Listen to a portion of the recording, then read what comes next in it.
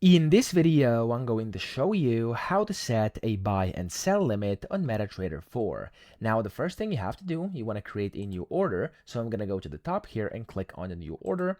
And then from here, you want to, of course, select your symbol, the volume. You can add a stop loss and take profit as well if you want to. I'm just going to leave everything like it is by default over here.